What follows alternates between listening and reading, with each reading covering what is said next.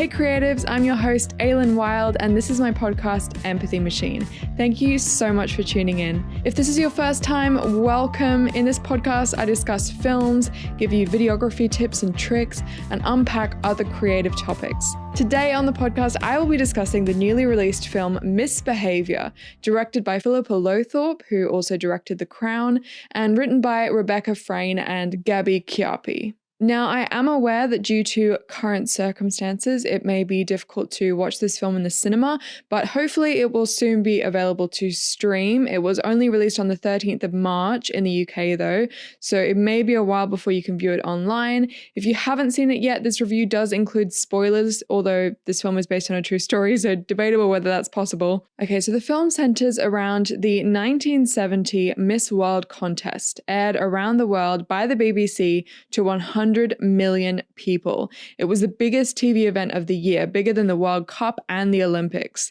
Today, Miss World has 900 million viewers. However, it was last broadcast by the BBC in 1988. It's also worth noting that Miss World is unrelated to Miss Universe in the States, which was owned by Donald Trump from 1996 to 2015. So the film sort of centers around these three different perspectives: the women's liberation movement, the Miss World contestants, and Bob Hope, played by Greg Kinnear, and Julia and Eric Morley, played by Keely Hawes and Rhys Ifans. A sort of secondary perspective as well is the point of view of Sally's mum, played by Phyllis Logan, who sort of feels hurt by the fact that her daughter considers her weak, that she kind of just sat back and let herself be put in a particular role and was never really happy or fulfilling her potential. So the women's liberation movement is kind of told from the perspective of Sally Alexander, played by Keira Knightley. So the film kind of starts from her perspective as a history student at the London University, and she's kind of trying to find her way in the system. She's kind of trying to break the mold of what's expected of women in that time from the inside. So she's trying to prove herself from within the institution. But she kind of finds it impossible alone. There's this particular scene where she's advised not to do her dissertation on women's roles in the labor movement because it's too niche. So she decides to join an outside movement, which was the women's liberation movement, and kind of try and impact and affect the system and the institution from outside. And this was really a pivotal moment for the women's liberation movement. They really were shot to the top of everyone's mind after this event. And the real women who the characters are based on, all of the characters are based on real women, and they were actually on the set for this film, so they saw everything going on. And I was watching an interview with some of them, and some of the things they said were really interesting. Sue Finch said, "The Miss World contest was an example of how women are looked at as 36, 24, 36, which refers to their measurements." Jane Grant says, "It gave women courage. I couldn't bear it that my daughters would grow up with so few choices as when we were growing up." And then one of the other women says, "It was so empowering. It started millions of women thinking in a different way." And I'm going to get on in a minute to what they're referring to here. So the film sort of focuses on Sally and her role as a mother and a daughter. As she starts getting more and more involved in this women's liberation movement, her mother starts to become concerned about her not being there for her daughter. She kind of says that she's being irresponsible, she could get arrested, it's dangerous. And Sally basically responds with saying that she doesn't want her daughter to be like her, with few opportunities and never able to fully fulfill her potential. And this whole movement is sort of part of the second wave of feminism. So the first wave was voting and property rights, general equality, and mostly sort of legal equality, whereas the second wave was more of a focus on sexuality, women in the workplace, family, reproductive rights, domestic violence, rape. And Sally is kind of indignant that she doesn't have the same platform as men, and that women basically have to show themselves off in this way, in this beauty contest, to actually get anywhere. The director, Philippa Lowthorpe, says, "Making Misbehaviour, for me, was a celebration of them and what they did. They really paved the way for people like me to become a woman director. It's brilliant being able to honor these women." So that's sort of the first perspective. As the film goes on, we start to see more and more behind the scenes scenes and the sort of inner workings of the Miss World contestants. So for them, it was a huge opportunity to get where they wanted to go, you know. And I love this aspect of the film that it shows you from their perspective, you know, like it's not just the obvious kind of, you know, the perspective of the women's liberation movement, but you also get this really empathetic look at the world of the Miss World contests and their reasoning behind being in the competition. Louise Harrison, who was playing Pearl Jansen or Miss Africa South, says, "I do think there is room for them." She's talking about beauty competitions here in the world. "I think there's absolutely nothing wrong with the woman enjoying walking down that stage and feeling beautiful." And the real Pearl Jansen says, "I didn't think in my time I'm flaunting my body." And Pearl came from apartheid South Africa. She was only 18. She saw it as a great opportunity. And this is a really interesting aspect of the story. Jennifer Hostin, or Miss Grenada, says in a scene in the movie, "I look forward to having your choices in life." And she's saying this to Sally, who's at the forefront of the women's liberation movement. So in her view, she was paving the way for her culture, which is Grenada, and for all women of color to show that change is possible.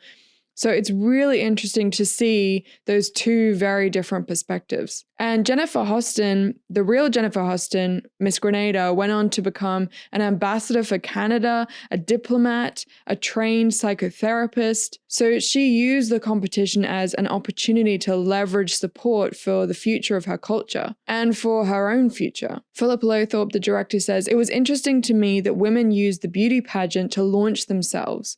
In 1970, there was so few opportunities for women, so we have to respect the fact that these women did that to get themselves out of a boring job or to make more of themselves." On the other hand, Pearl Jansen, who was Miss Africa South, the runner-up in the competition, says, "The girls, they enter all these competitions because it's a stepping stone to their future. It helps them.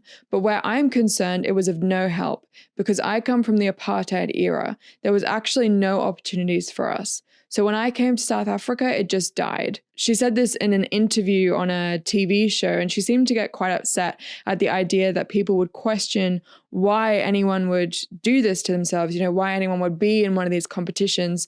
And the interviewer wasn't being, you know, she wasn't asking it in a kind of nasty way, but she was clearly, you know, defensive about that idea.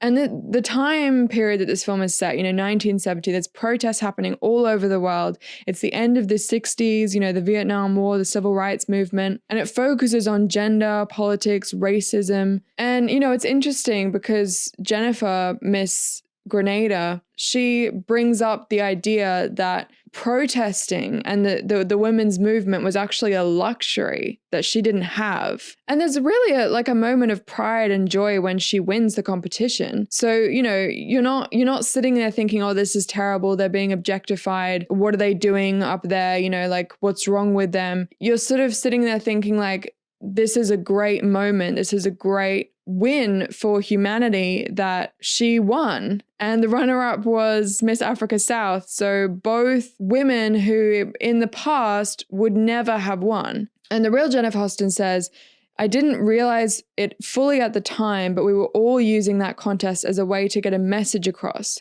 For me, it was about race and inclusion. For them, it was about female exploitation." And when she says them, she's referring to the women's liberation movement. But interestingly, the Sun newspaper actually believed that her win was a conspiracy by Black members of the judging panel because they thought, you know, she had no chance of winning otherwise. Like, how would she have won? They must have rigged the competition, which is just so crazy to me that that's how they viewed it, that they just couldn't even believe that she'd won. She says, "It was such an eye-opener seeing the way the media only saw beauty by European standards. It was supposed to be Miss World, people of different races and different cultures. Most of us were written off before we even started." And, you know, at the time, Grenada was still ruled by Britain and racism was still a thing, which it is still today, but it was even more apparent. And just as a side note, last year, for the first time ever, Miss Universe, Miss World, Miss America, Miss USA, and Miss Teen USA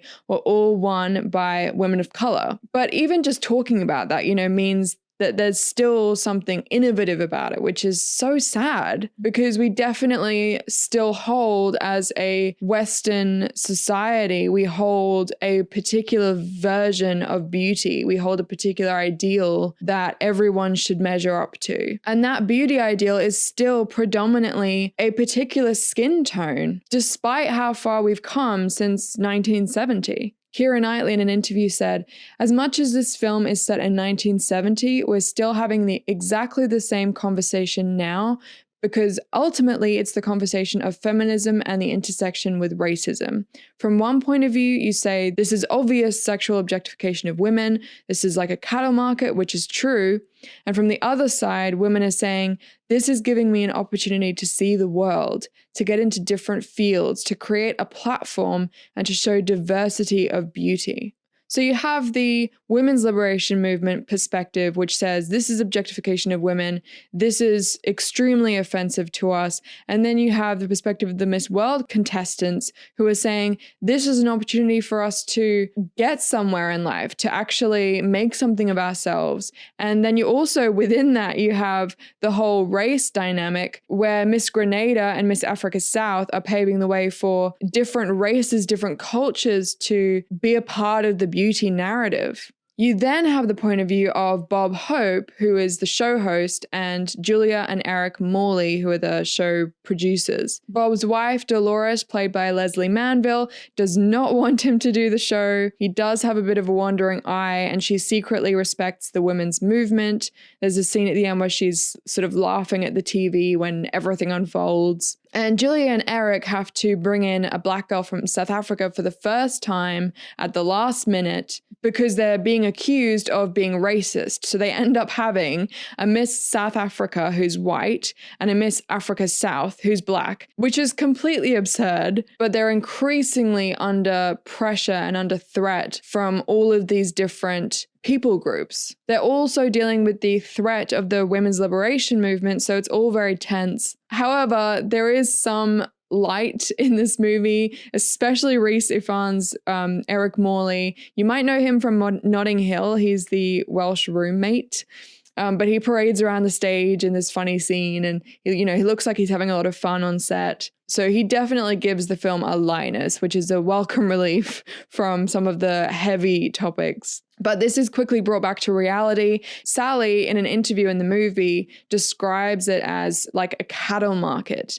And in the real competition, they actually had numbered bracelets on their wrists. So the metaphor is definitely appropriate. There's this awful scene where the women are asked to turn around and show their bums to the audience. And the judges are just staring at them. Everyone's staring at them. Everyone at home is staring at them. And the director actually chose to show their faces in this scene, the faces of these women and how uncomfortable they're looking. They're sort of gritting their teeth. They're trying to smile, but they're clearly very uncomfortable. And I actually welled up in this scene. Like, I got quite emotional just seeing how uncomfortable they were and how archaic this whole idea is, that literally beauty is your measurements and, your curves and your bum and, aspects of your body as a woman. And in the film, Bob Hope kind of is the symbol of misogyny. He's making all these really inappropriate jokes, really inappropriate remarks. He's just kind of really creepy and sleazy. And the real Bob Hope actually did make some very inappropriate remarks himself. There's this quote from him that says, "I don't want you to think I'm a dirty old man because I never give a woman a second thought. My first thought covers everything." And in the film, I think he says something like, "I don't want you to think I don't consider the feelings of women. I consider feeling women all the time." And it's at this point where the three worlds sort of intersect. So the worlds of the contestants, the world of the show producers, and the world of the women's liberation movement. In real life, there was a loud bang that went off, which sounded like a firecracker. Apparently, it was a football rattle, which was kind of designed to be like a starting sound for the other women to jump in. They then started pelting him with flower bombs and shouting, "We're not beautiful, we're not ugly, we're angry." They also fired ink at spectators and set off stink bombs. And I did get quite emotional watching this scene. I felt so unbelievably grateful for these women. They were so unafraid. They were so bold. They were arrested, because of this, but they accomplished something huge. And the next day, the movement was the front page of every newspaper. You know, the whole world saw it. If they didn't see it on live TV, they saw it the next day in the newspaper.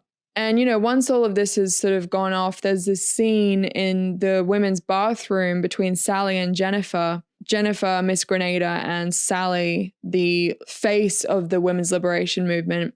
And it's really powerful, and it brings forth both of the arguments really well. I think it could have been really awkward and cheesy, but it wasn't at all. It kind of summed up the whole point of view of the film. So you have Jennifer saying, I look forward to having your choices in life, basically saying that she was in her own way protesting, that she was in her own way paving the way for women after her. And Sally was saying, you know, we're not angry at you. We're not protesting you. We're protesting this whole system. We're protesting the show. We're protesting the people that watch the show, the people that support the show. We're protesting the idea that feminine beauty is in a measurement. And I just kept thinking about all of these real life women, you know, in their 70s on the set. You know, a lot of them were on the set and, you know, watching at the premiere. And the film does such a good job of showing all different sides and making everyone heard. And I just thought, you know, no matter which side you're on in terms of these women, they're all heard in this film. And I just think even if you don't like the subject matter, it's a film with real heart. It's funny, it's moving, it's thought-provoking, it's worryingly relevant, and it's beautiful. You know, the sets and costume design are amazing. Usually films set in the 70s have a tendency to be quite washed out. They usually use quite a dull orange and green color scheme, but this film was very well handled, I thought. It managed to be bright and light and exciting, while also staying true to the era and toning it down where it was needed. The script was also very well written. There are so many great lines in there, so I definitely want to watch it again just to soak in some of those words. And the performances were fantastic. Again, Rhys Ifans was hysterical. I also loved Keely Hawes in this. I mean, she's always good. Phyllis Logan did a beautiful job as Sally's mom. You might know her from Downton Abbey as Mrs. Hughes. And, you know, you really feel for her character in this film. I think she does a great job of looking hurt. And I really, really felt for her in this film. Keira Knightley and Jessie Buckley are wonderful as always. Greg Kinnear makes a great Bob Hope, and when you watch the real Bob Hope, he is actually very similar. He does a great job. And then, of course, Gugu Mbatha-Raw gives a captivating performance as Miss Grenada. She has such an expressive face, you know, like the way she expresses herself with her eyes, with her mouth, with little twitches on her face. She's just so mesmerizing to watch.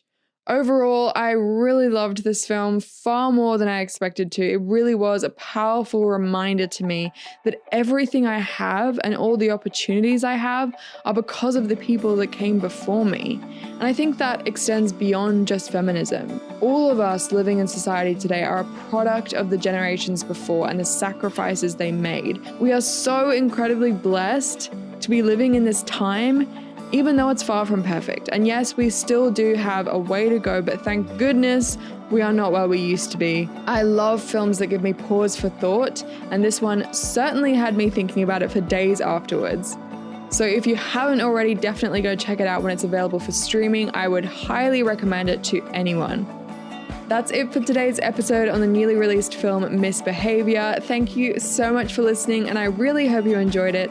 If this episode inspired you at all, please don't forget to leave me a review. That would be really helpful. I'd love to hear your feedback and any requests you might have for future episodes. Also, check out the show notes for this episode at ailenwildmedia.com/podcasts. I hope you have a great week, and tune in next time for more creative insight into my experiences in the world of video and film.